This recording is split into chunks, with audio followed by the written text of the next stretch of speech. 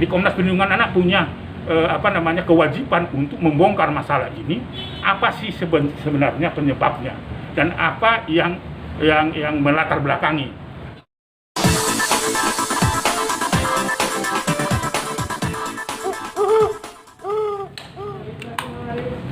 Iya, jadi hari ini saya diminta oleh permintaan Karen dan lawyernya untuk memberikan keterangan terhadap apa yang saya lakukan tanggal 3 sampai sebelum kematian dari putri dari Karen itu. Jadi saya memberikan keterangan itu kepada penyidik, tentu karena ada laporan Karen yang menyatakan pada tanggal 3 Desember 2019 yang menyatakan bahwa beliau tidak bisa bertemu dengan anaknya sejak 3 bulan sebelumnya. Dan banyak diceritakan karena ada peristiwa-peristiwa kekerasan dalam rumah tangga yang dilaporkan mengakibatkan mereka terpisah dari keluarganya, lalu kemudian terpisah dengan anaknya yang satu-satunya putri Karen itu. Awalnya di 3 bulan sebelum Desember itu, dan menceritakan ada yang dilaporkan akibat dari kekerasan dalam rumah tangga, konflik di dalam keluarga, akibatnya perebutan anak terjadi dan seterusnya. Itu yang dilaporkan di tanggal 3 Desember itu.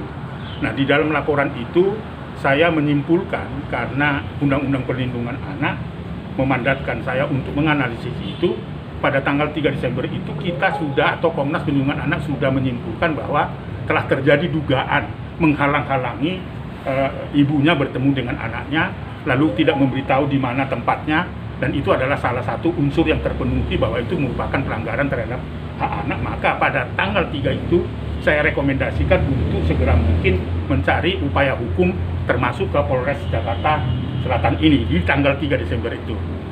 Nah, setelah pelaporan itu di tanggal 4 tanpa pemberitahuan apa-apa, ya, bahwa Arya datang ke kantor saya, tidak menjadwalkan, tidak memberitahu, dan saya tidak kenal Arya siapa, datang ke kantor saya, kebetulan saya tidak ada di situ, tetapi dia melakukan tindakan memaki-maki staf saya dan menyatakan bahwa saya adalah pahlawan kesiangan, jangan urusi urusan yang tidak jadi urusan dalam rumah tangga dan sebagainya. Itu yang disampaikan sampai staf saya itu dalam keadaan ketakutan pada tanggal 4 Desember itu. Lalu kemudian saya minta kepada staf saya, kalau Pak Arya masih ada di kantor, saya kebetulan waktu itu tidak ada di kantor, minta ditunggu saja. Tapi ketika saya datang ke kantor, beliau sudah meninggalkan kantor. Akhirnya tanggal 5 itu saya bikin surat untuk membuat surat panggilan resmi agar beliau datang tanggal 10 untuk mengklarifikasi terhadap pelaporan Ibu Karen. Nah, tetapi alamat tidak jelas. Diantar ke rumah yang diduga bahwa dia tinggal bersama orang tuanya, yang Pak Richard itu diberikan ke sana, tapi surat itu tidak diterima.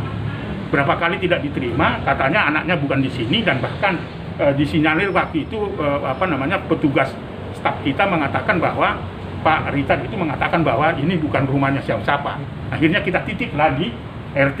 Tetapi setelah dititip di RT, kita kemudian cari nomor kontak WA-nya, lalu undangan yang untuk tanggal 10 kita sampaikan kepada lewat WA itu kepada Pak Arya. Tapi apa yang terjadi, dan selalu mengatakan tidak punya kewenangan untuk memanggil Arya. Akhirnya dia tidak datang sampai sebelum kematian dari putri dari kedua pasangan suami istri ini. Nah, di situ sebenarnya yang ingin saya sampaikan bahwa dia adalah pada tanggal 3 Desember pelaporan itu saya sudah menyimpulkan telah terjadi menghalang-halangi Ibu Karen bertemu dengan anak. Itu adalah melanggar hukum karena belum ada satu pemisahan yang menentukan pengadilan bahwa salah satu pihak tidak boleh. Itu tidak ada putusan itu sudah pelanggaran. Lalu kedua, ketika dia temperamen dan sebagainya, memaki-maki di kantor orang yang tidak kantornya dan sebagainya, dan apa kewenangannya kita tidak tahu, dan itu juga menyimpulkan bahwa dia tidak layak sebenarnya untuk mengasuh anak, karena salah satu persyaratan itu selain dia melakukan kekerasan pada anak, temperamen, ya, lalu kemudian drug abuse dan sebagainya, itu syarat-syarat yang tidak boleh diberikan kewenangan untuk mengasuh anak. Jadi kami sudah menyimpul atau Komnas sudah menyimpulkan itu sebelum Sepania itu meninggal dunia.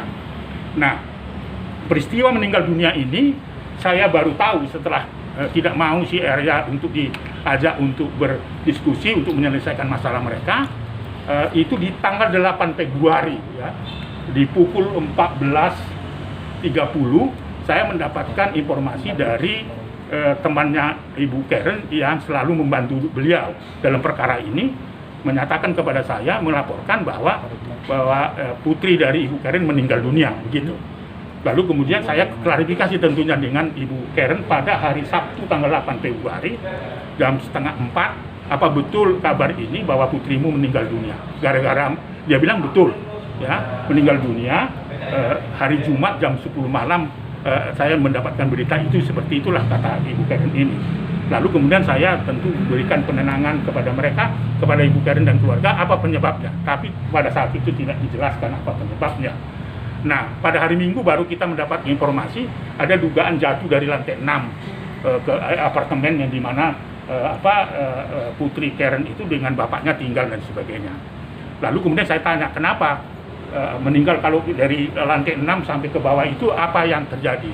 Oh, hanya luka di kening dengan di lengan, bukan luka, lebam ya, lebam di kening dengan di tangan. Duh. Kalau jatuh dari lantai 6 tentunya pasti akan patah dan sebagainya. Lalu saya tanya lagi, klarifikasi kepada Ibu Karen. Bu Karen, kamu tahu dari mana ini jatuh dari situ? Dari informasi dari pihak kepolisian, karena baru diberitahu ke pihak kepolisian informasi telah meninggal dunia itu. Lalu dia katakan dia periksa juga di Rumah Sakit Fatmawati, jenazah dan sebagainya. Karena saya masih melihat bahwa dia sangat terluka gitu dan dia stres dan sebagainya, akhirnya saya hentikan percakapan pada malam Minggu itu. Akhirnya sampai dia pemakaman, saya bilang apakah terjadi autopsi dan sebagainya. Sempat dikuburkan tetapi tidak terjadi autopsi. Akhirnya terjadi juga autopsi ulang atau dibongkar kembali juga autopsi. Apa yang mau saya katakan dari keterangan ini? Ada dua hal. Satu adalah bahwa Arya itu melanggar undang-undang perlindungan, sekalipun putri Ibu Karen dan putri dari Pak Arya ini sudah meninggal, bahwa telah terjadi pelanggaran hukum pada saat sampai sebelum dia meninggal dunia.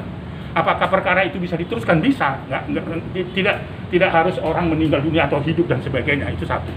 Yang kedua, tentu saya ingin membantu dari penjelasan, dari keterangan saya ini, membantu Ibu Karen dan Pak Arya untuk mengetahui latar belakang dan penyebab kematian itu. Jadi itu prinsipnya. Jadi Komnas Perlindungan Anak punya kewajiban untuk membongkar masalah ini. Apa sih sebenarnya penyebabnya dan apa yang melatar belakangi?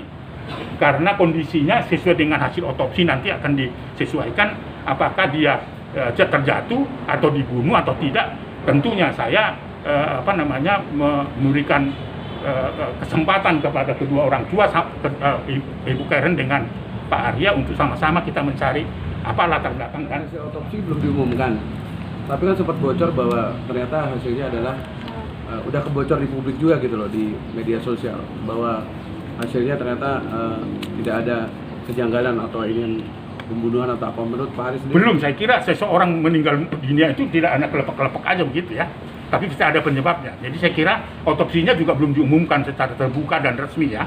Kalau itu asumsi karena dibaca satu lembar dan selintas gitu, saya kira belum bisa kesimpulan. Tadi saya sudah tanya penyidik bahwa akan dirilis, hasilnya sudah ada dan belum tahu, sampai sekarang juga saya belum tahu. Tetapi dengan keadaan yang sekarang ini, bahwa perlu dipertanyakan sebenarnya apa penyebab dan latar belakang kematian itu.